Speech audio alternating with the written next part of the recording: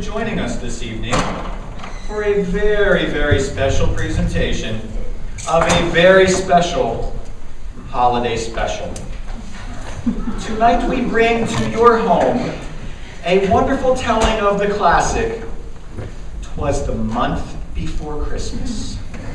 This home has been a long-standing favorite of KidStuf, and we are so glad to present it to you afresh and with the same characters, but also telling the values that we hold so dear. Not to mention an emphasis on how God has made us to work together in this life as a way to accomplish His work here on earth. And now, without further ado, the Clubhouse Theater presents "'Twas the Month Before Christmas."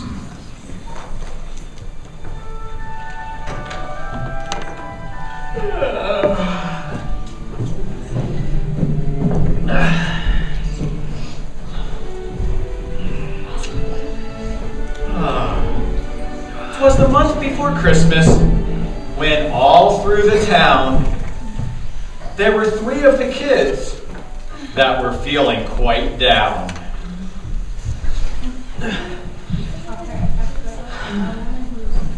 They wanted to give something special this year to make someone's day and spread Christmas cheer. They each knew that winter was well on its way, and hundreds of children began a cold day, awaiting a ride on a big yellow bus. But preschoolers risked frostbite as they waited for Gus. You see, Gus was the name of the school bus driver, which is great because it works out perfectly with the rhyme scheme of this. See, it's very special indeed, isn't it? Okay, we continue. So, while most people nestled all snug in their beds, these 3 pondered great giving thoughts in their heads. Oh,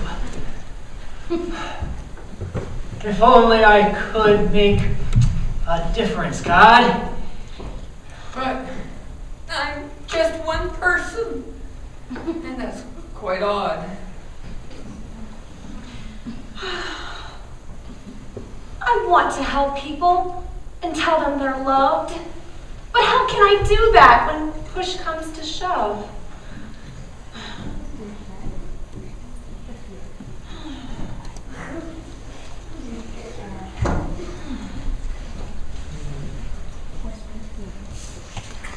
Oh, and those children are freezing.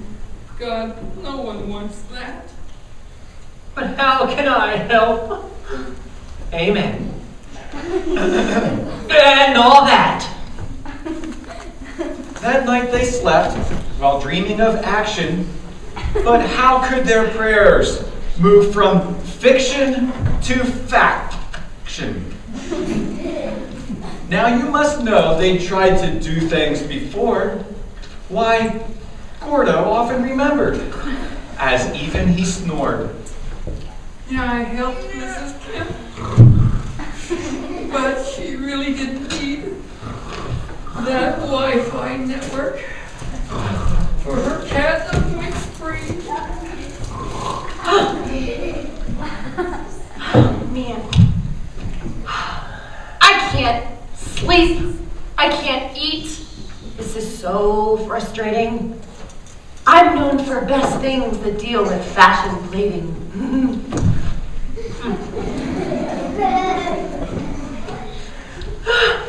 I just make movies. The lad remarked. But does anyone care out there in the dark? But someone did care as they tossed and they turned.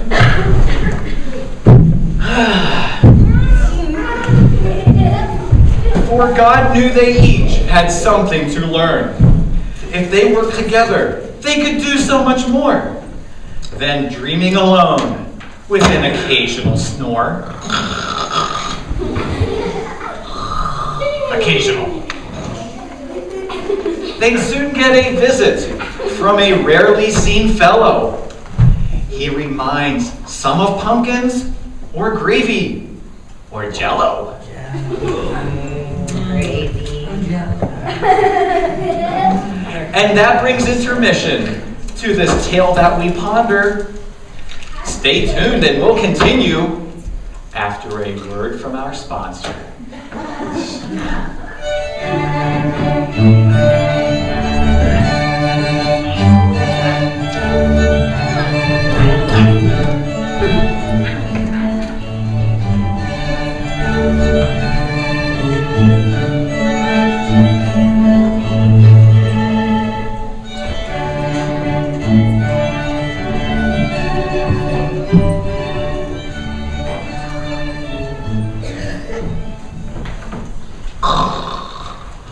Welcome back to Clubhouse Theater's production of The Month Before Christmas.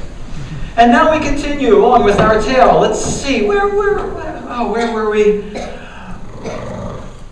Oh, yes. All right, let's continue.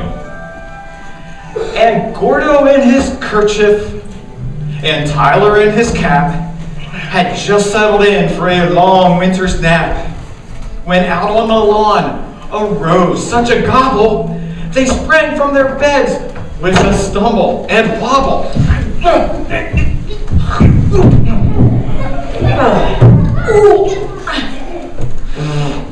Okay, away to the window. They flew like flashes. Gordo waved. Tyler burped. Cammy batted eyelashes. When what to their wondering eyes did appear? But Tom the turkey, alive, for a little while longer this year. I can hear you, you know. Gave a luster of midday to the stage, somehow. He looked plump and juicy from his head to his wing. I beg your pardon? Hey, you used to work out, okay? You kind of let yourself go a little bit. All right, let's try again. He looked plump and juicy from his head to his wing, and as the kids looked out, he started strutting. On Gordo, on Cammy, on Tyler, on together. It's time to stop dreaming and shake a tail feather. Sure, you can do all things by yourself, but even Santa has to use the plural of elf. Cooperation is key to a much bigger blessing. Would turkey be turkey without some sage dressing? You need each other to do something bigger. Now what are you waiting for? Just pull the trigger. Pull the trigger. Hey, who writes this stuff anyway? And laying a wing to the side of his nose. Indeed. All right. And laying a wing to the side of his nose and giving a nod to the broiler, he rose. Hey, wait, I'm too young. Now the question concerning the three kids involved finding ways to work together. Their problems were solved. So they built a bus stop for the kids from the school to keep them warm through the winter. Solar heated? That's cool. It featured color-matched pillows laid out on the bench and DVDs on repeat, their thirst for movies to quench. So did a remodeled bus stop change anyone's life? Oh, those preschoolers sure loved it during winter's cold strife. But let's not forget, more lives were changed that night when a bird made some hearts rearrange. And we heard them exclaim as he flew out of sight, Don't undercook, 170's just right. Oh, we're out of here. What are you guys doing? We're not done. There's a better line here somewhere. There's a better ending. Really? Yes. Where? Point it out. Never mind. Hey, I apologize. It really isn't supposed to end this way, but anyhow, thank you for joining us for another edition of Clubhouse Theater. Tune in next month when our characters explore more of life's apps, when God changes them so that they can help our society much more. I'm Norman Sheffield III, signing out.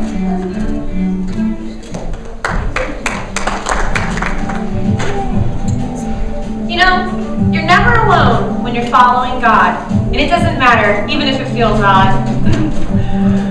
Or even if you play drums and fife. We can work together to change someone's life. Still working on that.